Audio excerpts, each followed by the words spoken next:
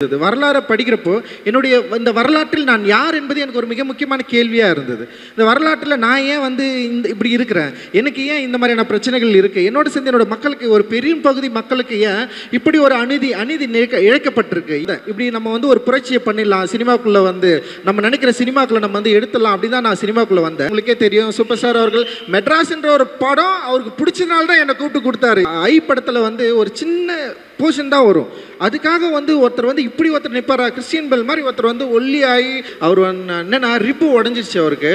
ஒரு stun sequence பண்ணுறோம், எனக்கு நான் அந்த மானிட்டர் பக்கத்தில் போயிட்டு உட்காந்துப்பேன். நான் அவரை நேராகவே பார்க்க மாட்டேன், மானிட்டர் மட்டும்தான் அப்படி பார்ப்பேன். அது அம்மான்ற ஒரு இருக்குல்ல, அது செம்ம சூப்பராக எமோஷ்னலானது. அது அவங்ககிட்ட பேசுகிறப்போ அப்போ தான் நான் ஒரு பையனாகவே உணர்வேன், அப்போ தான் நான் மனுஷனாகவே உணர்வேன். அது மாறாங்க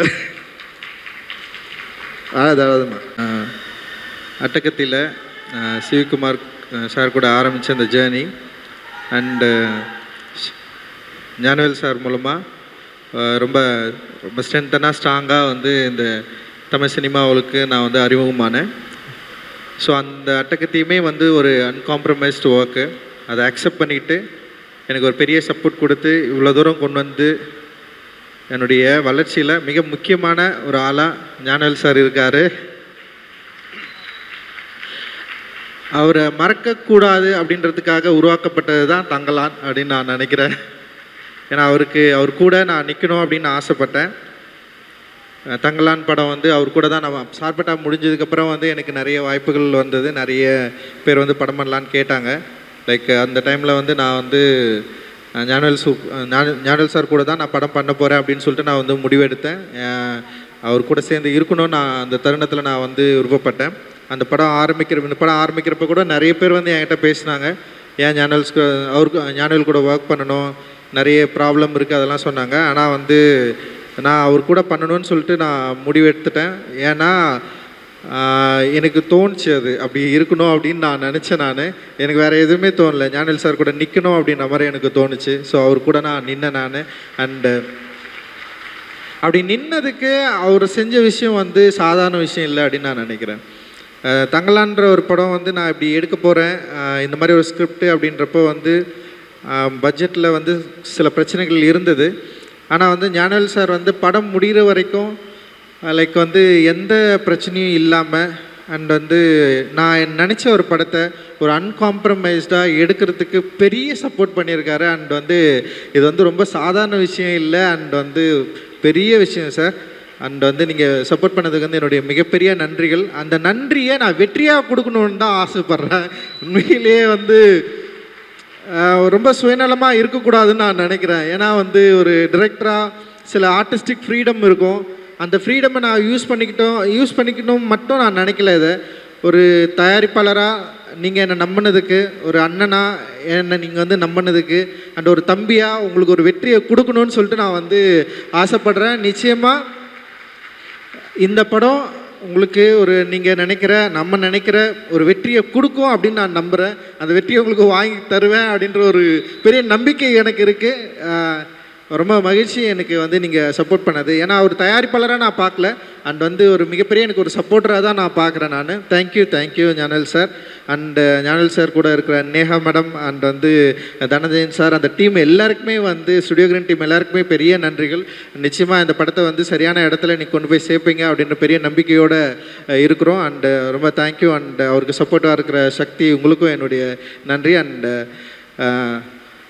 ரொம்ப தேங்க்ஸ். அண்டு என்னென்னா சினிமாவை நம்ம பார்க்குறோம். சினிமா நம்ம லைஃப்பில் பயங்கரமாக ஒரு இன்ஃப்ளூயன்ஸ் பண்ணுது. ஸோ அந்த சினிமாவை எப்படி பயன்படுத்தணும், சினிமா என்னவா இருக்குது அப்படின்றத ஒரு என்ன சொல்கிறது, நான் காலேஜ் ஆஃப் ஃபைன் ஆர்ட்ஸ் படிக்கிறப்போ அந்த சினிமாவை சரியாக புரிஞ்சுக்கிட்டு தான் நான் சினிமாவுக்குள்ளேயே வந்தேன். நான் ஏதோ கமர்ஷியல் திரைப்படங்களை பார்த்து இல்லை நிறைய டைரக்டர்ஸ் சொல்லுவாங்க, சின்ன வயசுலேருந்தே படம் பார்த்தாங்க, சின்ன வயசுலேயே தியேட்டருக்கு போவாங்க, படமாக பார்த்துட்டு இருப்பாங்க, பார்த்து படம் பண்ண வந்தேன்னு சொல்லுவாங்க. ஆனால் நான் அப்படி இல்லை. நான் காலேஜ் ஆஃப் ஃபைன் ஆர்ட்ஸ் உள்ளே போனதுக்கப்புறம் தான் ஃபர்ஸ்ட் டைம் ஃபிலிம் ஃபெஸ்டிவல்னு சொல்லிட்டு ஒன்று நடத்துனாங்க. அந்த ஃபிலிம் ஃபெஸ்டிவலில் நான் பார்த்த உலக திரைப்படங்கள் தான் என்னை வந்து உருவாக்குச்சு. நான் இங்கே வந்து நின்றுருக்கேன். அதில் முக்கியமாக சில படங்கள் இருக்குது. Children of Heaven, Life is Beautiful, Cinema Paradise, ஒரு ரன் ரன் சொல்லிட்டு இந்த படங்கள் எல்லாத்துக்கும் ஒரு ஈரானிய திரைப்படங்கள். இந்த படத்தில் எல்லாத்துக்குமே என்னென்னா ரொம்ப சோஷியலாக அந்த சமூகத்துடைய பிரதிபலிப்பாக அந்த திரைப்படங்கள் வந்து இருந்தது. அந்த திரைப்படங்களை பார்க்குறப்போ எனக்கு வந்து நான் ஒரு ஓவியராக இருக்கிறப்போ இந்த ஓவியம் அப்படின்ற மீடியம்லேருந்து ஏன் வந்து ஃபிலிமுக்கு வரணும் அப்படின்றத வந்து அந்த படங்கள் பார்த்ததுக்கப்புறம் தான் எனக்கு வந்து தெரிஞ்சுது. ஸோ நம்ம வந்து படம் எடுத்தால் நம்முடைய பிரச்சனைகளை வந்து பிரதிபலிக்கலாம், நம்ம லைஃப்பை வந்து பேசலாம், நம்மளுடைய சொல்லப்படாத கதைகளை வந்து நம்ம வந்து சினிமாக்குள்ளே சொல்லலாம். அண்ட் சினிமா வந்து ரொம்ப ஒரு பாப்புலராக பவர்ஃபுல்லான மீடியமாக இன்றைக்கி வந்து இருக்குது.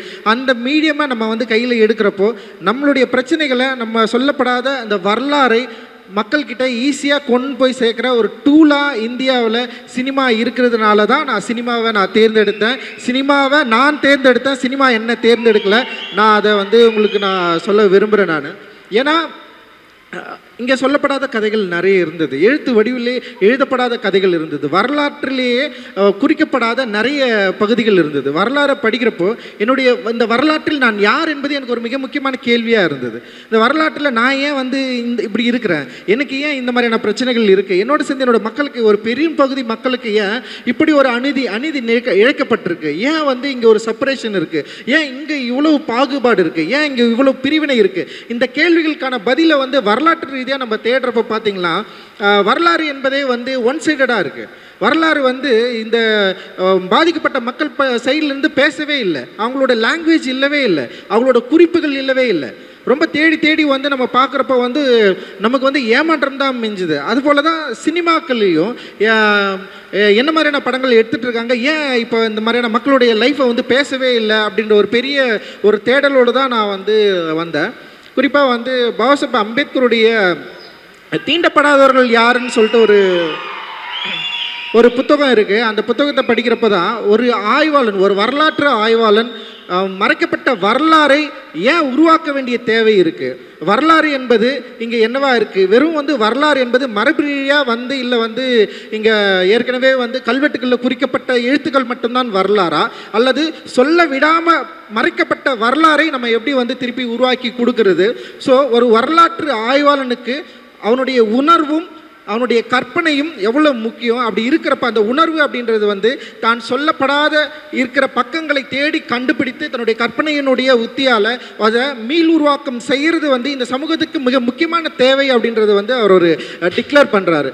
ஸோ அந்த வரலாற்றின் தேவையை என்னுடைய திரைப்படங்கள் மூலமாக நான் தேடுகிற ஒரு மாணவனாக, ஒரு வரலாற்று ஆய்வாளனாக நான் இருப்பதை வந்து நான் இங்கே வந்து உங்களுக்கு முன்னாடி நான் வந்து சொல்லிக்கிறேன். ஸோ இந்த சினிமா வெறும் வரலாற்றை தேடுவதன் மட்டுமே முடிஞ்சிருதா அப்படின்னா அப்படி இல்லை. சினிமான்றது வந்து இங்கே வந்து ஒரு பயங்கர மெயின் ஸ்ட்ரீம் மீடியமாக இருக்குது, மக்கள்கிட்ட ரொம்ப நெருக்கமாக இருக்குது, மக்கள் ரொம்ப எமோஷ்னலாக கனெக்ட் ஆகிருக்கிறாங்க. வெறும் வரலாற்று ஆய்வோ இல்லை நம்முடைய நம்பிக்கைகளோ மட்டுமே சினிமாவில் சொன்னால் அது சக்ஸஸ்ஃபுல்லாக மாறுமா அப்படின்னு எனக்கு தெரியல. ஸோ அப்படி தான் நான் உள்ளே வந்தேன். இப்படி நம்ம வந்து ஒரு புரட்சியை பண்ணிடலாம், சினிமாக்குள்ளே வந்து நம்ம நினைக்கிற சினிமாக்குள்ளே நம்ம வந்து எடுத்துடலாம், அப்படி தான் நான் சினிமாக்குள்ளே வந்தேன்.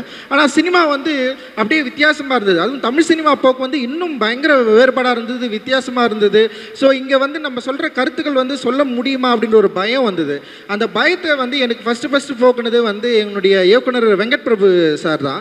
ஏன்னா வெங்கட் பிரபு சார் கிட்ட நான் ஒர்க் பண்ணுறப்போ அதோட ஃபர்ஸ்ட் மூவி சென்னை 28ன்னு ஒரு படம் எடுத்தேன். ஏன்னா அவருக்கு வந்து இந்த மாதிரியான ஐடியாஸ் எல்லாம் இல்லை. ஆனால் அந்த ஐடியா இல்லாமல் ஒரு மிக முக்கியமான சென்னையுடைய ஒரு பதிவை வந்து சென்னை 28 மூலமாக அவர் வந்து பண்ணார். அது மிகப்பெரிய வெற்றி அடைஞ்சது. அந்த வெற்றி ஈஸியாக மக்கள் கூட கனெக்ட் ஆகிற ஒரு வெற்றியாக இருந்தது. ஈஸியாக யங்ஸ்டர்ஸ் வந்து கொண்டாடினாங்க. அப்போ நான் பார்க்குறப்போ அந்த சென்னை 28 லைஃப்பும் என் லைஃப்பும் வேறு இல்லை, ரொம்ப கிட்டத்தட்ட ஒரே மாதிரியான வாழ்க்கை இருந்தது. அந்த பசங்களோட வாழ்க்கை முறையும் என் வாழ்க்கை முறையும் வேறவே இல்லை. அப்போது ஒரு கொண்டாட்டத்தை, ஒரு மகிழ்ச்சியை சொல்ல விடாத கதைகள் மூலமாக நம்ம சொல்கிறப்போ ஈஸியாக வந்து ஆடியன்ஸை நம்மளால் வந்து கனெக்ட் பண்ணிக்க முடியும் அப்படின்றத வந்து விபி சார் கிட்ட தான் நான் கற்றுக்கிட்டேன். அப்படி கற்றுக்கிட்டதுனால நான் ஏற்கனவே எழுதின சில கதைகளை விட்டு அட்டக்கத்தின்னு சொல்லிட்டு ஒரு கதையை வந்து நான் எழுதினேன். கிட்டத்தட்ட வந்து என்னுடைய லைஃப்லேருந்து நான் நிறைய எடுத்து அதை வந்து ஒரு சினிமாவாக மாற்றி எனக்கு நல்ல ஞாபகம் இருக்குது. சிவி சார் கிட்ட வந்து அந்த கதை சொல்கிறப்போ அவருக்கு பிடிச்சிருந்தாலுமே வந்து அந்த கதையை ஆரம்பிக்கிறதுல அவருக்கு நிறைய தயக்கங்கள் இருந்தது. அப்போ நானும் நானும் மோசஸும் வந்து என்ன பண்ணுறோன்னா ஒரு பெரிய லெட்டர் எழுதி அனுப்புகிறோம். அந்த லெட்டர் தான் வந்து சினிமா பண்ணுறதுக்கான ஒரு வாய்ப்பே வந்து கொடுத்தது. ஸோ அந்த லெட்டரில் வந்து என்னோடய கான்ஃபிடென்ட்டை சொன்னேன், இந்த சினிமா வந்து டெஃபினட்டாக மக்களுக்கு வந்து பிடிக்கும், நாங்கள் வந்து எங்கள் ஒரு கிரவுண்டை தான் எதிர்பார்த்துருக்கோம், நாங்கள் பிளேயர்ஸ் ரெடியாக இருக்கிறோம், எங்ககிட்ட வந்து பால் வந்தால் டெஃபினட்டாக வந்து நாங்கள் கோல் அடிச்சிருவோம்னு சொல்லிட்டு ஒரு லெட்டர் ஒன்று எழுதி அனுப்பிச்சேன். அந்த லெட்டர் தான் வந்து அந்த படம் எடுக்கிறதுக்கான ஒரு வாய்ப்பு இருந்தது. மோசஸ் அவன் தான் எழுதினான், அதை இங்கிலீஷில், அவனுடைய இங்கிலீஷில் எழுதினான். ஸோ வந்து அப்படி தான் நாங்கள் அந்த படம் ஆரம்பித்தோம். ஸோ அந்த படம் அட்டகத்தி ஆடியன்ஸ் கிட்ட கனெக்ட் ஆச்சு, அந்த லைஃப்பை வந்து அக்செப்ட் பண்ணாங்க. ஸோ அந்த லைஃப்பை அக்செப்ட் பண்ணோடனே எனக்கு ஒரு பெரிய நம்பிக்கை வந்தது. அந்த நம்பிக்கையின் மூலமாக அடுத்தது வந்து மெட்ராஸ்ன்னு ஒரு படம் பண்ணுறேன். மெட்ராஸ் படம் பண்ணுறப்போ ஃபஸ்ட்டு படத்தில் எனக்கு சில பயங்கள்லாம் இருந்தது. ஆனால் மெட்ராஸ் படம் பண்ணுறப்போ ஞானல் சார் கிட்ட சொன்னேன், இந்த படம் நிச்சயமாக ஒடுக்கப்பட்ட மக்களை பற்றி தான் நான் எடுக்கிறேன், இது வந்து ஒரு தலித் பெர்ஸ்பெக்டிவ் படம் தான், நீங்கள் இதை புரிஞ்சுக்கணும்னு சொல்லிட்டு சொல்லி புரிய வச்சு and Gnanal sir and Prabhu and Karthi sir 3 பேருக்குமே வந்து நான் வெளிப்படையாக நான் சொன்னேன். ஏன்னா அப்படி சொல்லாமல் எடுக்கிறதுனால சில பிரச்சனைகள் வரலாம். ஆனால் நான் வந்து இதுதான், இப்படி தான் ஒரு படம் எடுக்க போகிறேன், இதுதான் நான் சொன்னேன். அதை சரியாக புரிஞ்சுக்கிட்டு எனக்கு வந்து ஒரு பெரிய ஒரு கமர்ஷியலான ஒரு பெரிய வெற்றியை கொடுக்குற ஒரு மெட்ராஸ் என்ற ஒரு பெரிய ஸ்டேஜை வந்து எனக்கு வந்து ஏற்படுத்தி கொடுத்தாங்க. அப்படி தான் வந்து மெட்ராஸ் வந்து உருவாச்சு. அண்ட் வந்து அதுக்கப்புறம் வந்து கபாலி அண்ட் வந்து உங்களுக்கே தெரியும் சூப்பர் ஸ்டார் அவர்கள் மெட்ராஸ்ன்ற ஒரு படம் அவருக்கு பிடிச்சதுனால தான் என்னை கூப்பிட்டு கொடுத்தாரு. எனக்கு வந்து அவர் கூட ஒர்க் பண்ணுறதுல பயம் இருந்தது. பட் ஆனால் வந்து அவருக்கு மெட்ராஸ் ரொம்ப பிடிக்கும், என்னுடைய அரசியல் ரொம்ப பிடிக்கும். அப்படி தான் எனக்கு வந்து கபாலி கொடுத்தாரு. கபாலி வெற்றி அடைஞ்சதுனால தான் வந்து காலான்ற ஒரு படத்தை வந்து கொடுத்தாரு. அண்ட் அந்த படத்தை ஒட்டி தான் வந்து சார்பட்டா பரம்பரை. ஸோ இப்படி தான் அதுக்கப்புறம் வந்து நட்சத்திரம் நகர்கிறது அண்ட் தம்மம் இதெல்லாமே நான் வந்து ஒர்க் பண்ணேன். இது எல்லாமே என்னென்னா என்னுடைய தேடல் தான், வரலாற்றில் நான் யார் என்பதை தேடுகிற படங்களாக தான் இது எல்லாமே இருந்தது. ஸோ இப்படி இருக்கிறப்ப தான் வந்து விக்ரம் சார் வந்து என்னை வந்து கூப்பிட்டாரு. நம்ம வந்து சார்பட்டா படம் முடிஞ்சதுக்கப்புறம் வந்து சேர்ந்து ஒர்க் பண்ணலான்னு சொன்னார். எனக்கு வந்து ஏன்னா விக்ரம் சாரை வந்து எனக்கு பல வடிவங்களில் பிடிக்கும், பல கேரக்டர்லாம் பிடிக்கும். அவர் வந்து எப்படின்னா மற்ற கமர்ஷியல் ஆக்டர்ஸ் மாதிரி நான் வந்து சாரை நான் பார்த்ததில்லை. ஏன்னா அவர் வந்து அந்த கேரக்டருக்காக தன்னை வந்து என்ன சொல்கிறது, அதை மாற்றிக்கிற விதம் இருக்குதுல்ல. இப்போது ஐ படத்தில் வந்து ஒரு சின்ன போர்ஷன் தான் வரும், அதுக்காக வந்து ஒருத்தர் வந்து இப்படி ஒருத்தர் நிற்பாரா, கிறிஸ்டியன் பெல் மாதிரி ஒருத்தர் வந்து ஒல்லியாகி இந்த அளவுக்கு மயக்கம் அடைகிற அளவுக்கு பல்லெல்லாம் விழுந்து இப்படி ஒரு ஆக்டர் வந்து பண்ண முடியுமா அப்படின்றது இருக்குல்ல. அண்ட் வந்து இந்த கலையை நேசிக்கிற ஒரு பயங்கரமான ஒரு கலைஞன் கூட வந்து சேர்ந்து ஒர்க் பண்ணுறது வந்து இட் இஸ் நாட் அது ரொம்ப ஈஸியானது கிடையாது. எனக்கு ரொம்ப சவாலாக இருந்தது. நான் யோசித்தேன், ஏன்னா விக்ரம் சார் மாதிரி ஆட்கள்லாம் முதல்ல வந்து நம்ம ஒர்க் பண்ணுறப்ப ஃபஸ்ட்டு நம்ம சொல்கிறத அவர் கேட்கணும், அவர் கேட்பாரா. ஏன்னா வந்து பொதுவாக வந்து ஒரு டிரெக்டருக்கே இருக்கிற ஒரு விஷயம், நம்ம எழுதிட்டோம், அந்த எழுதுனதை நம்ம சொல்கிறத கேட்டு பண்ணணும். ஏன்னா அவருக்குன்னு சில டிமாண்ட் இருக்கும், அந்த டிமாண்டை நம்ம மேலே வந்து ஃபோர்ஸ் பண்ணாருன்னா என்னால் இது பண்ண முடியாது அப்படின்ற மாதிரி நான் யோசித்தேன். அப்படி நான் மீட் பண்ணுறப்பவே வந்து நான் அது அவருக்கும் நான் வந்து கொஞ்சம் நான் சொல்ல ட்ரை பண்ணேன். அப்புறம் வந்து அது அவர் புரிஞ்சுக்கிட்டாரு அப்படின்னு நினைக்கிறேன். அப்புறம் நான் சூர்யானா கிட்ட நான் சொன்னேன், நான் பர்சனலாக நான் இந்த மாதிரி ஒரு ஆள்னா நான் வந்து கொஞ்சம் இப்படி எதிர்பார்ப்பேன் அப்படின்னு சொன்னேன். இல்லை அவர் என்ன சொன்னார்னா, நீங்கள் ஒன்றும் கவலைப்படாதீங்க, விக்ரம் சார் பயங்கர சப்போர்ட்டிவாக இருப்பார் அப்படின்னு சொன்னார். அண்ட் வந்து நான் கதை கூட எனக்கு சரியாக சொல்ல வரல, அப்படி தான் நான் ஒரு கதையை சொன்னேன் நான். ஆனால் அந்த கதையை வந்து என்னோட ஆத்மாவுக்குள்ளேருந்து புரிஞ்சுக்கிட்டாரு அப்படின்னு நான் நினைக்கிறேன் ஆக்சுவலி. ஏன்னா என்னுடைய வார்த்தைகள்லேருந்து ஒரு விஷயத்தை புரிஞ்சிக்கிறது ரொம்ப ரொம்ப கஷ்டம். நான் ரொம்ப வீக்கான வேர்ட்ஸை வந்து நான் செலக்ட் பண்ணுவேன். என்னால் வந்து வேர்டை வந்து அவ்வளோ என்னால் வந்து கரெக்டாக செலக்ட் பண்ண முடியாது நான் பேசுகிறப்போ இல்லை கதை சொல்கிறப்போ. ஏன்னா என்னோடய உலகத்திலிருந்து நான் வந்து ஆப்ரேட் ஆவேன். அப்படி ஆப்ரேட் ஆகிறத வந்து அவர் சரியாக புரிஞ்சுக்கிட்டாரு அப்படின்னு எனக்கு தோணுச்சு. அண்ட் விக்ரம் சார் வந்து ஒத்துக்கணுன்னே உண்மையிலே வந்து ஒரு பெரிய சவால் அன்றைக்கி தான் எனக்கு என் லைஃப்பில் வந்து ஸ்டார்ட் ஆச்சு அப்படின்னு நான் நினைக்கிறேன் நான் ஆக்சுவலி.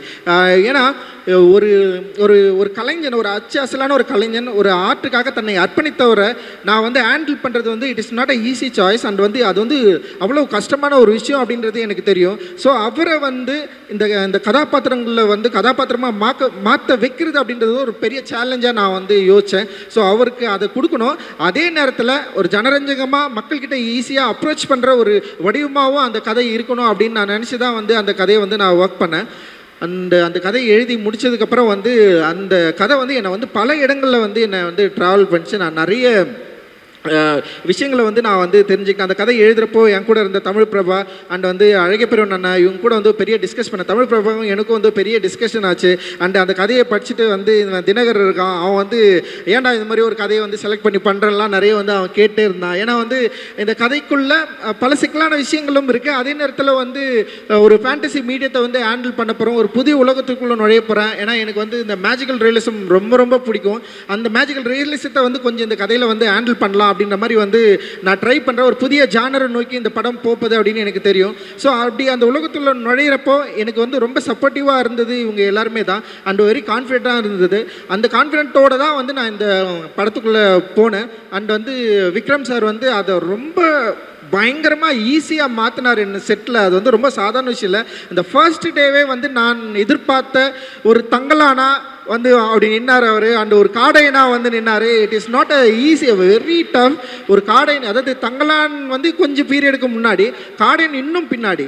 அப்படி இன்னும் பின்னாடி இருக்கிறப்ப வந்து காடையனுடைய உடல் வடிவமைப்பு அண்ட் வந்து அதோட ஸ்டேஜிங்கு இது எல்லாமே அண்டு படம் ஷூட் போகிறதுக்கு முன்னாடி வந்து ரிஹர்சல்ஸ் வந்து இருந்தது, அதுக்கும் வந்தார். ஒரு பெரிய பயங்கர சப்போர்ட்டிவாக இருந்தார். அண்ட் அந்த படத்தை வந்து அவர் நடிக்கிறப்போ இல்லை, அது வந்து ஒரு பெரிய ஒரு ஆக்சுவலி வந்து ஒரு ஸ்கூல் மாதிரி தான் எனக்கு வந்து தெரிஞ்சது. ஒரு ஆர்ட்டை, ஒரு ஆர்டிஸ்ட்டை ஒரு ஹேண்டில் பண்ணுறது வந்து எப்படி அப்படின்றத வந்து நான் வந்து கற்றுக்கிட்டேன். ஆக்சுவலி பயங்கரமாக ஒரு என்ன சொல்கிறது, ஒரு ஆசிரியரை ஷேப் பண்ணுறது வந்து it is not easy, right? நம்ம வந்து ஒரு மாணவனை ஷேப் பண்ணலாம். ஒரு ஆசிரியராக இருக்கிறவர் வந்து நம்ம வந்து அவரை வந்து ஸ்டேஜ் பண்ணுறது, நடிக்க வைக்கிறது, அவர் நம்ம சொல்கிறத கேட்குறது. இப்போ அவரே சில விஷயங்கள் சொல்லுவார், ரஞ்சித் இப்படி பண்ணலாமான்னுவார். எனக்கு என்ன பண்ணணுன்னா வந்து அப்படி கேட்டாரேன்னு சொல்லிட்டு யோசிச்சு பண்ண வேணான்னு தான் சொல்லுவேன். சார் வேணாம் சார், இதுதான் எனக்கு வேணும் அப்படின்னு சொல்லுவேன் நான்.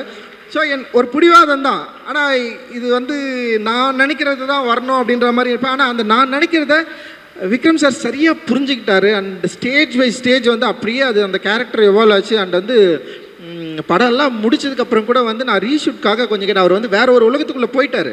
அப்போ போயிட்டு கேட்டேன், சார் ரீஷூட் கொஞ்சம் பண்ணோம் சார், நீங்கள் வரீங்களான்னா உடனே ஒத்துக்கிட்டாரு. அண்ட் வந்து அவர் என்னென்னா ரிப்பு உடஞ்சிருச்சு அவருக்கு. ஒரு ஸ்டன் சீக்வன்ஸ் பண்ணுறோம். எனக்கு வந்து நான் அந்த என்ன மானிட்டர் பக்கத்தில் போயிட்டு உட்காந்துப்பேன். நான் அவரை நேராகவே பார்க்க மாட்டேன், மானிட்டர் மட்டும்தான் அப்படி பார்ப்பேன். நான் ஆக்ஷன் அப்படி சொன்னால் ஒரு சீக்வன்ஸ் நடக்கும், அப்புறம் கட்டுன்னு சொல்லிட்டு அப்படியே தலை குனிச்சிப்போ பசங்களை யாராவது கூப்பிடுவேன், டே இங்கே வாங்கடா அப்படின்னு. அவருக்கு எதாவது ஆயிடுச்சா கிட்ட போய் பாருங்கடா அப்படின்னு சொல்லுவேன். ஏதாவது கிட்ட போவாங்க அவர், ஆனால் வலிக்கும் அவருக்கு. பட் ஆனால் வந்து இல்லைண்ணா அவர் ஓகேன்னு சொல்கிறாருண்ணா அப்படின்னு அவர் சொல்லுவார். சொன்னோடனே சார் ஒரே 1 more போயிடலாம் சார் அப்படின்னு சொல்லுவேன். உண்மையிலே கொடுமை பார்த்தேன் அவர். ரொம்ப ரியலி சாரி சார். ஆக்சுவலி வந்து எனக்கு வந்து விக்ரம் சாரா இல்லை, தங்கலானா நான் ஒருத்தனை பார்த்துட்டேன், அவரை எப்படியாவது கொண்டு வந்தது தான் என்னுடைய போராட்டமாக இருந்தது. அண்ட் வந்து பயங்கரமாக எனக்கு வந்து பெரிய சப்போர்ட் பண்ணார். ஸ்டில் இன்னைக்கு வரைக்கும் தங்கலானை வந்து பயங்கரமாக தூக்கி சுமக்கிறாரு. அந்த படத்து மேலே பெரிய நம்பிக்கை வச்சுருக்காரு, என் மேலே பெரிய நம்பிக்கை வச்சுருக்காரு. அந்த நம்பிக்கைக்கு நான் வந்து நிச்சயமாக அவருக்கு ஒரு வெற்றியை கொடுக்கணுன்னு தான் என்னுடைய மிகப்பெரிய விருப்பம். அது நிச்சயமாக ஒர்க் ஆகும் அப்படின்னு நான் நினைக்கிறேன். நான் இப்படி ஒரு கலைஞனை தேர்ந்தெடுத்ததுக்கப்புறம் இவர் கூட ஸ்டேஜ் பண்ணுறதுக்கு வந்து சில பேர்களில் நான் வேணும்னு சொல்லிட்டு யோசிக்கிறப்போ அண்ட் வந்து எனக்கு வந்து விக்ரம் சாருன்னு சொன்னோடனே அப்படியே அவருக்கு ஆப்போசிட்டாக தெரிஞ்சது வந்து பசுபதி அண்ணன் தான். லைக் வந்து பசுபதி அண்ணன் மாதிரியெல்லாம் வந்து ஒரு ஆள் வந்து வாய்ப்பே கிடையாது. நம்ம வந்து நடிக்கணும்னுலாம் சொல்லணுன்னே அவசியமே இல்லை, இதுதான் கேரக்டர் அப்படின்னு சொன்னோடனே இந்த படத்தில் வந்து ஒரு கெங்குன்னு ஒரு கேரக்டர் அப்படியே வந்து நின்னார். அது ஒரு லாங்குவேஜ், அந்த என்ன சொல்கிறது, அந்த டைலாக்ட் வந்து செம்ம மாடுலேஷனை கொண்டு வந்தார். புதிய ஒரு நடிப்பு பரிணாமத்தை வந்து காட்டினார். அண்ட் வந்து அந்த ப்ராசஸில் அவர் இந்த படத்தை எவ்வளோ நம்பினார், எப்படி வந்து அந்த இப்போ தங்கலானுக்கு ஆப்போசிட்டாக வந்து ஒரு கெங்குன்னு ஒருத்தர் வேணுன்றதில் வந்து பயங்கரமாக புரிஞ்சுட்டு செம்ம ஒர்க் வந்து பண்ணியிருக்காரு. ரொம்ப கஷ்டப்பட்டார். பசுபதி அண்ணனுக்கும் வந்து ஒரு அவருடைய உடல் உபாதை பிரச்சனைகளை மீறி வந்து அந்த இடத்துல அங்கே ஸ்டேஜ் பண்ணதில் அந்த ஆக்டிங்கில் அவர் என்ன பண்ணுவார்னா அப்படியே சைலண்ட்டாக எல்லாரையும் வாட்ச் பண்ணிட்டே இருப்பார். அவர் டயலாகில் அவருடைய சீக்வன்ஸுன்னு அப்படின்னு வரப்போ வந்து எல்லாரையும் வந்து காம்படிட் பண்ணி பயங்கரமாக அப்படி நிற்பார். அவர் ஒவ்வொரு விஷயத்துலையும் வந்து அவ்வளவு ஒரு போட்டி மனப்பான்மையோடு வந்து நடித்தார் அவர். அண்ட் வந்து என்னால் அது பயங்கரமாக ஃபீல் பண்ண முடிஞ்சது. நிச்சயமாக பசுபதி அண்ணா ஒர்க் வந்து உங்களுக்கு எல்லாருக்கும் இந்த படத்தில் பயங்கரமாக பிடிக்கும் அப்படின்னு நான் வந்து நம்புகிறேன். அண்ட் வந்து பார்வதி அண்டு மாளவிகா ரெண்டு முக்கியமான ஒரு நிறைய பெண்கள் கேரக்டரில் இந்த படத்தில் இருக்குது. அண்ட் அரசாணியாக நடித்த பிரீத்தி இவங்க எல்லாருமே வந்து பயங்கரமாக பண்ணியிருப்பாங்க. அண்ட் பார்வதியை வந்து நான் பூ படத்துலேருந்தே நான் வந்து ஃபாலோ பண்ணுறேன். பார்வதியை நம்ம நடிக்க கூப்பிடணுன்னா அதுக்கேற்ற மாதிரி நான் ஒரு ஒரு ஒரு ஒரு ஒர்க்கை எழுதணும் அப்படின்னு சொல்லிட்டு நான் வெயிட் பண்ணேன். ஸோ நான் எழுதி முடிச்சதுக்கப்புறம் வந்து பார்வதி நடித்தாதான் நல்லாயிருக்குன்னு சொல்லிட்டு பயங்கர வாண்டிங்காக அவங்கள வந்து அப்ரோச் பண்ணேன். அண்ட் வந்து அவங்களும் வந்து அதை வந்து அக்செப்ட் பண்ணாங்க. அண்டு ஸ்பாட்டில் வந்து பெரிய சப்போர்ட்டிவாக இருந்தாங்க. அந்த கங்கம்மாவை தேடுறதுக்கு வந்து அவங்க முயன்ற விதம் அண்ட் வந்து பார்வதி நிறைய கம்ப்ளைண்ட் பண்ணிட்டே இருந்தாங்களே, நான் ஏன் பேச மாட்டேன்ற பார்க்க மாட்டேன். இந்த படம் வந்து ஒரு கருணையற்ற மனிதனாக இருந்தால் தான் எடுக்க முடியும் அப்படின்னு எனக்கு வந்து தோணுச்சு. ஒரு நார்மலாக இருந்தால் நம்மளால் எடுக்கவே முடியாதுன்னு சொல்லிட்டு ரொம்ப கஷ்டப்பட்டுட்டே இருப்பேன். நிறைய வந்து ஒன் மோர் டேக் போவோம், எக்கச்சக்கமான டேக்ஸ் போவோம். இவங்க மட்டும் இல்லாமல் வந்து சப்போர்ட்டிங் ஆக்ட்ரஸாக நடிச்ச நிறைய பேர் இருக்கிறாங்க. எல்லாருமே பிரில்லியன்ட் ஆக்டர், வேறு லெவலில் ஆக்ட் பண்ணியிருப்பாங்க. நீங்கள் அந்த படத்தில் பார்த்தீங்கன்னா எவ்ரி ஃப்ரேம்ஸ் வந்து அவங்க நடிச்சுட்டே இருப்பாங்க. ஸோ அவங்க எல்லாரையும் நடிக்க வச்சுட்டு ஒரு பெரிய கூட்டத்தை நடிக்க வைக்கிறது, அவங்களுக்கு வந்து அந்த எனர்ஜி வந்து எல்லா ஷாட்லேயும் இருக்கணும். நம்ம வந்து திருப்பி திருப்பி ஒன் மோர் போயிட்டே இருப்போம், அவங்கள நடிக்க வச்சுட்டே இருக்கணும். அது வந்து ஒரு நார்மலான மனுஷனாக இருந்தால் பண்ண முடியாது. ஸோ நான் என்ன பண்ணேன்னா, எல்லாரையும் நான் ஹர்ட் பண்ணுறேன்னு சொல்லிட்டு எனக்குள்ளே பயங்கரமாக நான் ரொம்ப ஹர்ட் ஆகிட்டேன். நான் அப்படி கிடையாது. என் படம்னா ரொம்ப ஜாலியாக எடுப்பேன், சந்தோஷமாக இருப்போம் நாங்கள் எங்கள் செட்டில். பட் ஆனால் வந்து இவ்வளோ ஹர்ட் பண்ணி பண்ணதுனால என்னால் பேச முடியல. எப்படியாவது வந்து நல்லா எடுத்துடணும், இவ்வளோ கஷ்டப்படுறாங்க, இவ்வளோ அவங்களுடைய எஃபர்ட்டை போடுறாங்க, அதனால் வந்து எப்படியாவது படத்தை நல்லா எடுத்துடணும், சரியாக வந்துடணும் படம்னு சொல்லிட்டு அந்த மன உளைச்சிக்குள்ளே போயிட்டு நான் கிட்டத்தட்ட வந்து அந்த படம் முடிகிற வரைக்குமே அந்த ஜேர்னி தான் இருந்தது. அந்த நேற்று கூட வந்து ஞானல் சார் கேட்டார், என்னங்க இன்னும் ஒரு மாதிரி இருக்கிறீங்க, ஜாலியாகவுங்கன்னு சொன்னார். என்னால் முடியல. படம் ரிலீஸ் ஆகிட்டு மக்கள் பார்த்து அதை அக்செப்ட் பண்ணுற வரைக்கும் வந்து நான் அதுக்குள்ளே தான் இருப்பேன் அப்படின்னு நான் நினைக்கிறேன். அண்ட் வந்து மாளவிகாவுடைய அவங்க உள்ளே வந்தது, அவங்க போட்ட எஃபர்ட்டு அண்ட் வந்து ரொம்ப சாதாரணமாக நான் நடிச்சிட்டேன் அந்த கேரக்டரை பண்ண முடியும்னு சொல்லிட்டு. பட் ஆனால் வெரி வெரி டஃப்பான ஒரு கேரக்டரு. அவங்க அதை வந்து தூக்கி சுமந்தாங்க, அவங்களால முடியல. அவங்க கை காலெல்லாம் உதறும், கையெல்லாம் வலிக்கும், ரொம்ப பெயினாக இருக்கும். ஆனாலுமே நான் வந்து ஒன் மோர் கேட்டே இருப்பேன். அவங்க பண்ணிட்டே இருந்தாங்க. அவங்களுக்கு வந்து பயங்கர சப்போர்ட்டிவாக அந்த ஸ்டன் மாஸ்டர் நம்ம சாம் இருக்கார். சாம் வந்து ஒரு கரடு முரடான ஆள். நான் எடுறான்னா எல்லாரையும் அடிச்சு போட்டு நிற்பார். அப்படியே எல்லாருமே அடிப்பட்டு தான் விழுவாங்க. ஆனால் வந்து அவ்வளோ சப்போர்ட்டிவாக இருந்தார். And thank you Malavika. அண்ட் நீங்கள் and Daniel your star. Daniel எப்படின்னா வந்து லாங்குவேஜ் பிரச்சனை, அப்புறம் டேனியலுக்கும் நமக்கும் கல்ச்சர் பிரச்சனை. டேனியல் பிரிட்டிஷு, இட்டாலியன், அங்கேருந்து இவர் வராரு. பாலா இருக்கிறான் பாரு, பாலாவுக்கு தெரிஞ்ச இங்கிலீஷில் டேனியலுக்கு ஒன்று சொல்லிக் கொடுப்பான். நான் ஒன்று கேட்பேன், பாலா அவனுக்கு தெரிஞ்ச இங்கிலீஷில் டேனியலுக்கு ஒன்று சொல்லுவான். அப்படி ஒரு பிரச்சனை நடக்கும். அப்புறம் நான் போய் கேட்பேன், டேனியல் கிட்ட சொல்லுவேன், டேனியல் இப்படி பண்ணுன்னு சொன்னால் பாலாவை கூப்பிடுவோம், பாலா நீ இது தான்டா சொல்லு அப்படின்னுவான். உடனே பாலா சொல்லுவேன், அண்ணா நீங்கள் ஸ்கிரிப்டில் இது தானே நான் எழுதிருக்கிறீங்க அப்படின்னுவான். அது இல்லைடான்னு சொல்லி. ஸோ அண்ட் டேனியல் வந்து அந்த கேரக்டர் வந்து வேறு மாதிரி வந்து ஒர்க் பண்ணியிருப்பார். Thank you Daniel. And Hari and Ashokan. ஹரியெல்லாம் வந்து நான்லாம் யோசிக்கவே மாட்டேன். நான் ஒரு கேரக்டர் எழுதிட்டேன், இது பண்ணணும், ஹரியால் முடியும்னா அவன் பண்ணுருவான்.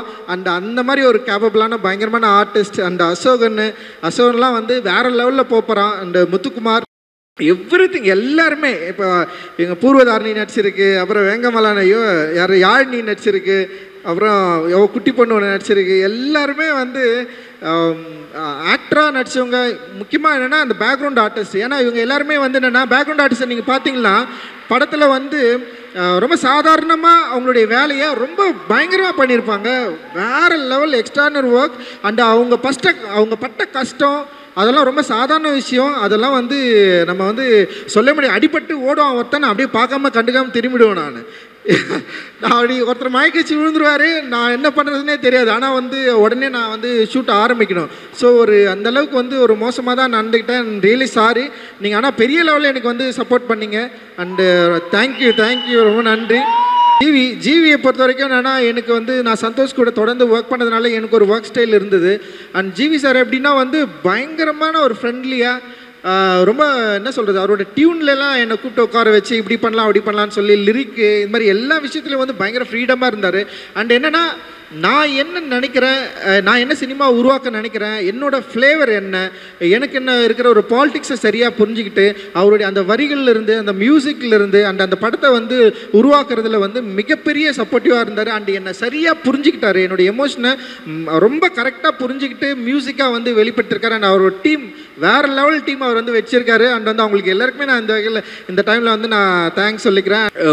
எல்லாருக்கும் ஒரு பிடித்த படமாக இருக்கும். நான் எப்போயுமே வந்து என்னுடைய சினிமா அப்படின்றது வந்து வந்து ஒரு சினிமாவை மட்டும் பார்க்கல, வெறும் என்டர்டைன்மெண்ட்டாக மட்டும் இருக்கணும்னு நான் விரும்பலை. நான் அந்த என்டர்டைன்மெண்ட்டை மீறி இந்த சமூகத்துக்கு நம்மளால் என்ன கொடுத்துட முடியும் அப்படின்றது தான் என்னுடைய வந்து பெரிய வாண்டிங்காக இருந்தது.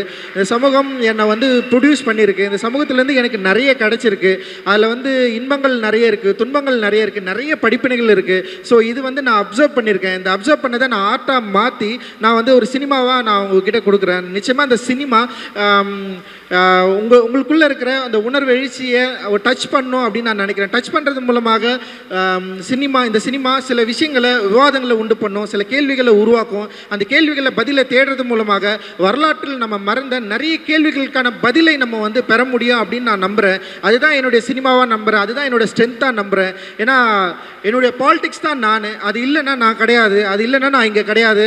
பாபா சாஹேப் அம்பேத்கருக்கு நான் பெரிய நன்றியை சொல்லிக்கிறேன். அவர் இல்லைன்னா நான் கிடையவே கிடையாது. அவர் தான் என்னை வந்து இவ்வளோ தூரம் நீ உன்னுடைய சமூகத்துக்காக, உன்னுடைய மக்களுக்காக நீ பேசியே ஆகணும்னு சொல்லிட்டு என்னை புஷ் பண்ணி என்னை வந்து இந்த ஸ்டேஜில் வந்து நிற்க வச்சுருக்காரு. ஸோ அவருடைய வாய்ஸாக, அவருடைய மாணவனாக, அவருடைய சீடனாக நான் தொடர்ந்து இயங்குவேன் அப்படின்றது தான் என்னுடைய வந்து ஒரு பெரிய லட்சியம் அண்ட் குறிக்கோள். அதுதான் என்னுடைய பெரிய விருப்பமாக இருக்குது. இந்த நேரத்தில் நான் வந்து எல்லாருக்குமே நன்றியை தெரிவிச்சுக்கிறேன். அண்டு என் அம்மாவுக்கு ரொம்ப நன்றி. என் அம்மா வந்து எப்படி என்னை பார்க்குறாங்கன்னு கூட எனக்கு தெரியாது. ஏன்னா அவங்களுக்கு சின்ன வயசில் அவங்க ரொம்ப கொஞ்சம் ஒரு பையனாக நான் இருந்தேன். அதுக்கப்புறம் வந்து இப்போ அவங்க எப்படி என்னை பார்க்குறாங்கன்னு தெரியாது. பட் அவங்க விட்டு விலகி நான் ரொம்ப தூரம் வந்துட்டேன். ஆனாலுமே வந்து அம்மான்ற ஒரு இருக்குல்ல, அது செம சூப்பராக எமோஷ்னலானது. அது அவங்ககிட்ட பேசுகிறப்போ ஒரு சின்ன ஒரு ஆசுவாசம் கிடைக்கும். அப்போ தான் நான் ஒரு பையனாகவே உணர்வேன், அப்போ தான் நான் மனுஷனாகவே உணர்வேன். அது வரைக்கும் நான் மனுஷனாகவே இல்லை. ஏதோ ஒரு ஜோனில் ஏதோ ஒரு வாழ்க்கையை நான் வாழ்ந்துட்டு இருக்கிறேன். ஆக்சுவலி அப்படியே போயிட்டுருக்கிறேன் நான். அண்ட் வந்து அது அம்மா கிட்ட பேசுகிறப்போ நான் ஒரு சின்ன பையனா, ஒரு பிள்ளையா அப்படி வந்து அம்மா கிட்ட இருக்கிறேன். அம்மா ஆடுறாங்க. அதாவதுமா ஸோ அப்புறம் விஎஃப்எக்ஸ் டீம் இது மாதிரி நிறைய பேர் வந்து பெரிய அளவில் வந்து உழைச்சிருக்கோம். அண்டு டிசைனர் கபிலனுக்கு வந்து நான் பெரிய நன்றியை தெரிவிச்சுக்கிறேன். கபிலனோட ஒர்க் வந்து ஃபினாமினல். போஸ்டர் டிசைன்லாம் வேறு லெவலில் வந்து அவன் கலக்கிட்டு இருக்கான். இன்றைக்கி வந்து இந்த படத்தை வந்து வேறு லெவலில் வந்து அப்ரோச் பண்ணிட்டுருக்கான். அண்டு சவுண்ட் டிசைனர் ரூபன் வந்து ஒரு லைவ் சவுண்டை வந்து பயங்கரமாக அச்சீவ் பண்ணியிருக்காரு. இந்த படத்துக்கு அப்புறம் ரூபனோட பேர் வந்து டெஃபினட்டாக இன்டர்நேஷ்னல் லெவலில் வந்து பேசப்படும் அப்படின்னு நான் நினைக்கிறேன். அண்டு எல்லாருக்குமே மிகப்பெரிய நன்றிகள். என்னுடைய எல்லா பிரச்சனைகளிலும், என்னுடைய இன்பங்களிலும் துன்பங்களிலும் என் கூட இருக்கிற, எனக்கு சப்போர்ட்டிவாக இருக்கிற என்னுடைய ஃப்ரெண்ட்ஸ், என்னுடைய வெல்விஷர் எல்லாருக்குமே, அப்புறம் என்னை விமர்சிக்கிற நண்பர்களுக்கு எல்லாருக்குமே வந்து என்னுடைய நன்றிகள். நீங்கள் இல்லைன்னா டெஃபினட்டாக நான் கிடையாது. And thank you all. Jai beam.